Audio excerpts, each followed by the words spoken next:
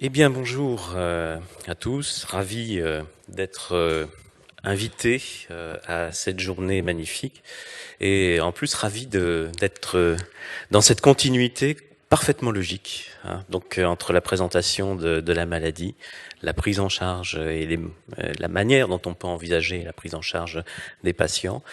Et mon rôle, ça va être peut-être donc de donner quelques éléments éventuellement que la recherche peut amener des éléments de compréhension sur le bénéfice des activités artistiques dans la maladie d'Alzheimer. Alors, dans mon titre, il est évoqué outils de prévention. Je vais pas parler de la prévention parce que j'aurai pas le temps et que on peut dire que vraiment les preuves scientifiques dans le domaine de la prévention avec des supports artistiques sont pas forcément extrêmement nombreuses ni convaincantes. Et on a beaucoup plus de travaux sur l'intérêt des supports artistiques dans le contexte de la prise en charge chez des patients qui vont être en institution. Bernard Croisil a parlé de la prévention. Je m'associe complètement à ce qu'il a pu dire. Effectivement, il a listé le carré d'as et ce carré d'as de la prévention. Je pense que voilà, on est tous d'accord. Le régime méditerranéen, je sais pas, parce que moi je suis plutôt de la Normandie. Alors, il y a un bon régime normand aussi. Mais je ne peux pas concurrencer le vin, voilà, avec le cidre, hein, voilà, on peut pas tout avoir, hein. Bref. Alors, la Haute Autorité de Santé avait publié en 2008 des recommandations de bonnes pratiques sur la maladie d'Alzheimer, et parmi ces recommandations, il y avait effectivement l'idée que un certain nombre d'actions d'art-thérapie, la musicothérapie était citée notamment, pouvaient être intéressantes.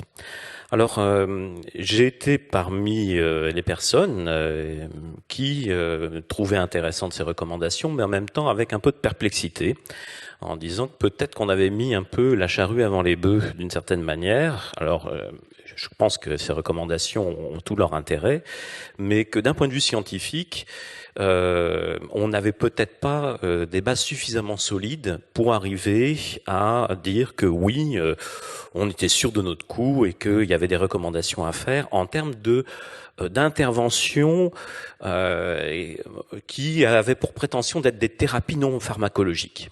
Et je pense que là, il y avait une ambiguïté. Malgré tout, alors je vais parler d'abord de la musique, musicothérapie et maladie d'Alzheimer. On a deux grands types d'approches. La plus classique, c'est l'utilisation de la musique comme outil de médiation.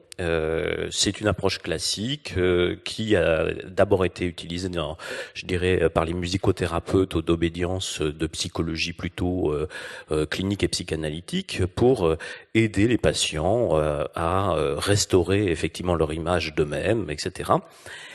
Si cet aspect-là a été intéressant dans le contexte des démences et de la maladie d'Alzheimer, c'est vrai qu'il ne s'est pas forcément révélé être toujours le plus intéressant.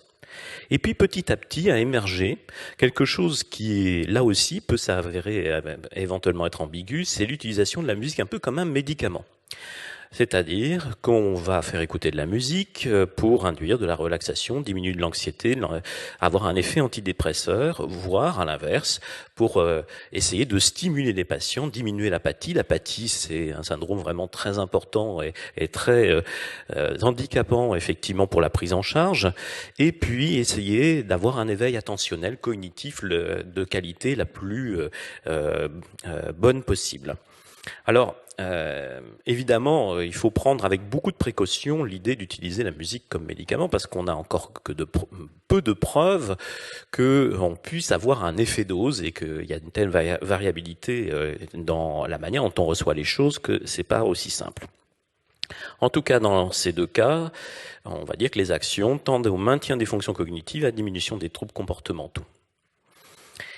Si ça vous intéresse, la Fondation Médéric Alzheimer a demandé à la communauté française qui est très intéressée par effectivement tout ce qui est musicothérapie, approche musicale dans la prise en charge, de concocter une revue sur ces actions et de montrer que on peut dire aujourd'hui, donc là ça a été publié en 2012 et nous sommes donc en 2014, fin 2014, qu'il y a de plus en plus de travaux convaincants sur le plan scientifique scientifiques, avec de bonnes méthodologies pour affirmer que oui, l'utilisation de la musique dans un certain nombre de situations permet d'envisager que les patients sont effectivement plus éveillés, moins apathiques, qu'on diminue les troubles du comportement. Mais évidemment, on ne peut pas avoir la prétention de dire que véritablement que on ralentit la maladie d'Alzheimer, on stabilise, on stimule, mais ça serait très prétentieux de dire qu'on peut ralentir. Pourquoi ça serait très prétentieux? Parce qu'il faudrait, pour le dire, être sûr que notre intervention a été la plus bénéfique et a eu une spécificité en dehors de tout autre type d'intervention, notamment dans un contexte institutionnel. Or, éthiquement, il est complètement invraisemblable, impossible d'imaginer que on se lancerait dans une recherche de patients en institution à qui on ne proposerait qu'un seul type d'intervention et puis ils n'auraient pas le droit de faire le reste. Non. Ils doivent bénéficier de tout ce que l'institution peut leur apporter. C'est tout à fait normal. Et à partir de cette constatation, c'est évident que c'est très compliqué après de démêler ce qui a pu être important dans l'éveil cognitif du patient. En tout cas, d'un point de vue de l'efficacité sur à un moment donné bien ciblé en termes de temps, on voit qu'on peut avoir une efficacité ponctuelle. Après, à long terme, dire que c'est la musique qui a fait l'effet, toujours compliqué. Alors, ce que nous avons pu montrer à Caen, qui était quand même assez inattendu, c'est que au-delà de la stimulation de l'éveil cognitif, eh bien, on avait réussi à démontrer par des ateliers un peu originaux qu'on était capable, chez des patients Alzheimer en institution qui ont une amnésie majeure, d'un point de vue des mesures, d'un point de vue clinique, ces patients, comme c'est décrit de manière très familière, ce qu'a évoqué Bernard Croisy tout à l'heure, ils ont une forme d'oubli à mesure, c'est-à-dire que on leur fait faire un atelier, un quart d'heure après qu'ils ont terminé l'atelier, on leur demande ce qu'ils ont fait et ils se souviennent pas. Ils ne peuvent pas vous dire explicitement ce qu'ils ont fait.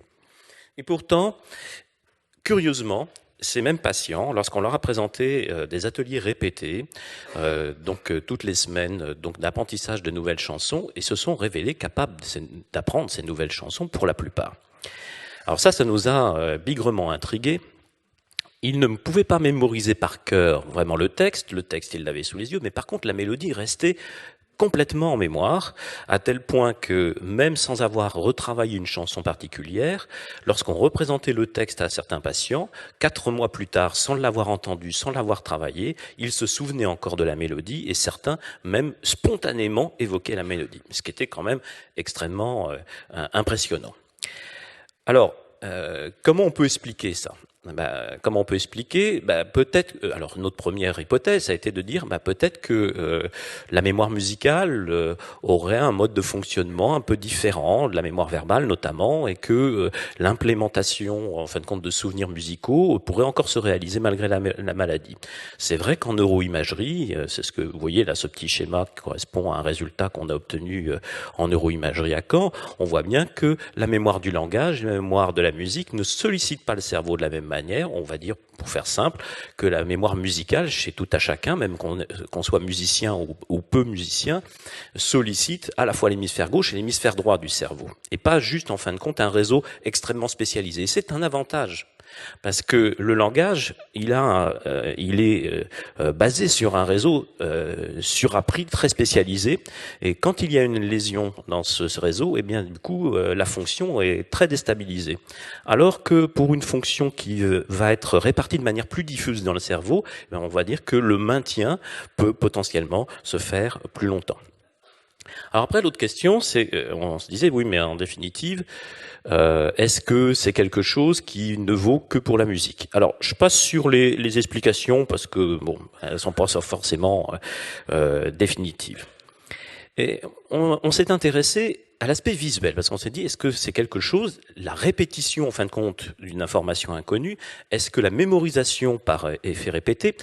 J'insiste sur un point. Ces patients, quand ils ont appris la chanson, quand on leur pose la question, et qu'on leur dit, mais vous la connaissez d'où cette chanson ? Ils n'en sont pas du tout capables de dire qu'ils l'ont appris dans le contexte, en fin de compte, d'un atelier. Ils se souviennent pas de l'atelier de manière explicite. Mais ce qui est sûr, c'est qu'ils disent, mais cette chanson-là, je la connais depuis toujours. Je l'ai appris avec mes parents quand j'étais jeune, etc. Au mieux, ils disent « Oh, j'ai dû l'apprendre avec vous ici », parce que c'est ce qu'il y a de plus logique. Mais ils ne se souviennent pas du contexte. Alors on s'est dit, est-ce qu'on peut obtenir la même chose avec des tableaux de peinture? Alors on a proposé la même méthodologie, c'est-à-dire qu'on propose ici, en fin de compte, des séances répétées, ici sur 2 semaines, 8 séances répétées, où on présente des images, des tableaux de peinture, et on demande aux patients de dire si simplement ils ont déjà vu ces images, s'ils les trouvent agréables, qu'est-ce qu'ils voient, etc. Et on fait ça toutes les séances pendant 8 jours, en fait sur 2 semaines. Et la plupart du temps, ça commence que les patients disent non, j'ai jamais entendu, jamais vu, pardon, pour les tableaux, ces tableaux. Et puis, au bout de quelques séances, ils ont un sentiment de familiarité qui décolle. Je vous montre ça. Les tableaux sélectionnés pour cette expérience, vous voyez que c'est pas de la haute peinture. Mais pourquoi on avait pris ces tableaux? Parce qu'en fin de compte, c'était pour nous un moyen de pouvoir faire assez facilement sur ces tableaux des retouches, du photoshopage. Alors, de quelle manière? Parce qu'on a présenté, après, dans une séance test subséquente, les 6 tableaux qui leur avaient été exposés, parmi d'autres tableaux qui n'avaient pas été exposés, mais qui étaient du même type. Et parmi ces tableaux, il y avait les tableaux cibles, mais ces tableaux cibles modifiés. Autrement dit, par exemple, le tableau cible était présenté soit avec d'autres, donc il y avait des thématiques communes, mais éventuellement on avait changé le fond, ou éventuellement on avait changé l'arrière, le premier plan, pour voir en fin de compte s'ils avaient une représentation mentale qui était assez précise, en fin de compte, de ce tableau qui, au départ, n'était pas familier, puis qui est devenu familier. Comment on sait qu'il est devenu familier? Parce qu'évidemment, on leur pose la question. Je vous montre la série de patients là de cette expérience. Vous voyez qu'ils sont avec des niveaux de démence modérés à sévères, plutôt sévères. Certains, on n'arrive même plus à les tester sur un certain nombre d'indicateurs. Ce sont des patients très, très, très amnésiques. Et pour tous ces patients, on a effectivement, là on a en fait ces différentes courbes, ce sont les 6 tableaux. Pour ces 6 tableaux, on a des réponses qui changent entre les séances et au bout de 8 jours, les patients nous disent « Ah oui, oui, ça je l'ai déjà vu, je le connais ». Bon, j'ai les petites vidéos que j'aurais pu vous montrer si j'avais eu du temps pour vous convaincre effectivement de ce résultat statistique et c'est très très franc, c'est très très clair. Entre le début des séances et puis les dernières séances, il y a un sentiment de familiarité qui s'est mis en place et pas seulement pour les tableaux d'ailleurs, mais aussi pour l'expérimentateur qui le voit devant eux, mais qui ne le voit qu'au moment de ces séances. Et pour les réponses entre les cibles et les fausses reconnaissances qui auraient pu être faites sur des cibles modifiées ou des distracteurs qu'ils n'avaient jamais vus, il est très clair qu'ils ne se trompent que très peu. Vous avez un tableau récapitulatif ici. Ça, il y a que 2 patients qui n'ont pas réussi en fin de compte à être testés, mais en fait, on voit que pour tous les autres, il y a majoritairement des réponses sur les cibles. Ils reconnaissent bien les cibles et ils ne se trompent pas. C'est-à-dire ils ne choisissent pas pour cible les distracteurs modifiés. Donc ils ont une représentation. Leur sentiment de familiarité, c'est pas flou, c'était un tableau d'un marin, mais c'est c'est ce tableau-là.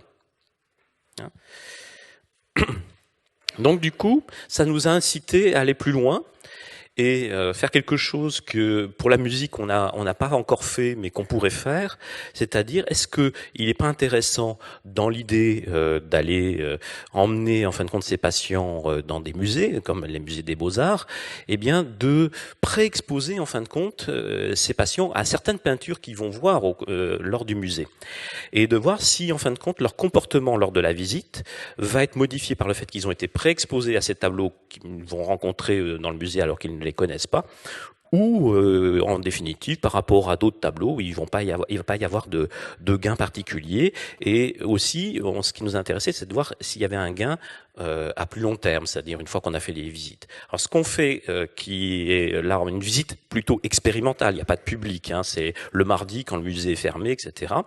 C'est que on emmène le même petit groupe 3 fois de suite, c'est-à-dire qu'ils font 3 fois la même visite, ils voient les mêmes tableaux, les mêmes commentaires avec donc la même guide. Ils ont un chemin à suivre dans le musée, donc ils voient plusieurs tableaux avec un commentaire, ils restent 5-10 minutes devant. Alors je continue mon petit trajet. Les patients, là, c'est un exemple, on en a d'autres résultats avec, parce qu'on peut faire que des petits groupes, hein, vraiment 5-6 patients maximum, sont toujours des patients donc très amnésiques. 3 types de tableaux. Des tableaux qui ont été préexposés en institution, des tableaux qui vont être présentés au musée mais qui n'ont pas été préexposés, et quelque chose qu'on a trouvé intéressant de faire, on a préexposé certains tableaux, mais ces tableaux-là sont dans le musée, mais les patients ne vont pas s'arrêter devant, c'est-à-dire que ils sont là, on va passer devant, et incidemment, on voulait voir si certains patients allaient dire « Ah, mais celui-là, je l'ai déjà vu ». Et c'est ce qui s'est passé en particulier, surtout, et vous n'allez pas être étonné, pour ce tableau-là. Ce tableau-là, c'est un tableau donc d'art moderne. En plus, il a une position particulière dans le musée où on le voit d'un balcon. Et plusieurs patients, en voyant ce tableau, c'était clair que ce tableau-là, ils l'avaient jamais vu de leur vie. Hein. Et bien, ils ont dit « Ah, mais je le connais, ce tableau-là. J'ai déjà vu. » Où ça? Bah ici, forcément. Alors qu'ils n'étaient jamais venus au musée des Beaux-Arts de Caen.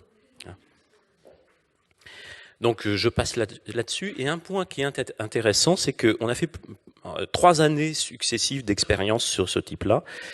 Et la dernière année, on a aussi préexposé les patients à la moitié des commentaires qu'allait faire la guide au moment où ils allaient faire une station devant un tableau, pour voir dans quelle mesure ils allaient pouvoir restituer après, en séance individuelle, quand on allait les voir, quand on allait leur présenter le tableau en institution, dans leur chambre, qu'est-ce qu'ils allaient nous dire après avoir fait ces visites de musée? Ben, qu'est-ce qu'ils nous disent? Eh bien, on voit qu'un certain nombre de patients, pas tous, hein, mais un certain nombre de patients vont restituer quasiment, en fin de compte, 70%, entre 60 à 70% des contenus, des anecdotes que la guide, en fin de compte, donne. Alors, pas avec les mêmes mots, forcément.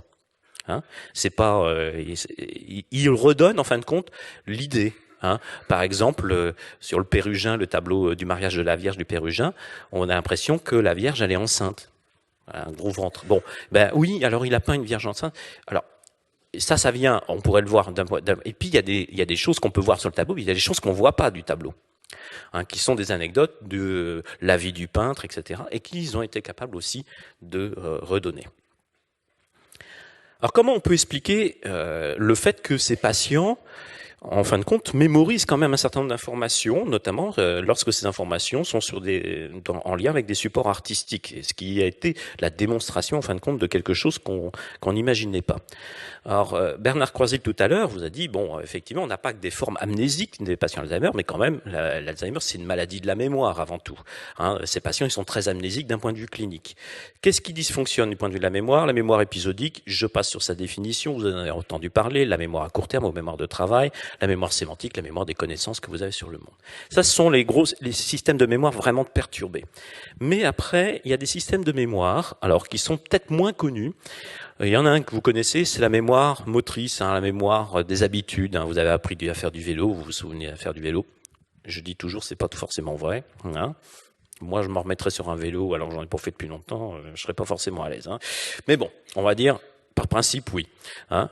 Et puis, il y a un système de mémoire qui a été postulé, qu'on appelle le système de représentation perceptive. Pour faire simple, c'est de la mémoire perceptive à long terme, qui a été peu étudié en définitive, et on peut penser que ce qui se passe dans le cerveau de ces patients, et là on est en train de le confirmer avec une étude de neuroimagerie en faisant passer ces patients à qui on a appris des informations nouvelles en IRM, eh bien, sans doute qu'ils ont la possibilité, encore dans leur cerveau, de pouvoir encoder à long terme des informations perceptives lorsqu'elles sont répétées sous certaines conditions. Donc, tout ça pour insister sur un message. En fait, la maladie d'Alzheimer, c'est bien une maladie de la mémoire, mais pas de toute la mémoire. Et donc, ça, c'est très important pour pouvoir s'appuyer sur cet aspect-là, préserver, pour dire, on peut capitaliser dans des actions que l'on fait sur le fait qu'on va pouvoir construire avec ces patients quelque chose de manière, on va dire, implicite, inconsciente, sans pouvoir revenir de manière explicite sur le contexte initial d'apprentissage. Si on donne les bons indices, ça fonctionne. Et donc, pourquoi l'art dans les démences? Pas pour guérir, ça pour l'instant c'est clair, mais bien pour soigner. Pour stimuler, restaurer la communication, augmenter l'éveil cognitif, je l'ai dit, réguler les troubles du comportement, on a de plus en plus d'évidence que ça aide. Mais surtout, je pense que ça permet de lutter contre les stéréotypes. C'est-à-dire que ces patients, ce sont des citoyens qui doivent avoir accès à l'art, qui doivent pouvoir aller à des concerts, qui doivent pouvoir aller au musée des beaux-arts ou à toute autre activité artistique, parce que non seulement ils en ont des bénéfices, mais en plus, ils peuvent en avoir, je dirais, un plaisir, c'est évident, enfin immédiat, en tant que citoyen. Donc pourquoi leur refuser ça? C'est pas normal. Et en plus, on pense qu'on peut concourir à les maintenir dans un état cognitif correct le plus longtemps possible. Donc il faut changer nos représentations à la fois de la maladie d'Alzheimer. C'est pas une maladie où il n'y a plus d'encodage à long terme du tout. Il y a un encodage à long terme sous certaines conditions est possible. Donc il y a certains aspects de la mémoire qui peuvent être encore préservés. Et donc que ces patients, c'est pas juste du plaisir dans l'instant, mais on peut construire des projets avec ces patients, des projets de soins. Ça n'empêche pas le déclin, mais on peut faire des choses quand même formidables avec ces patients. Je vous remercie.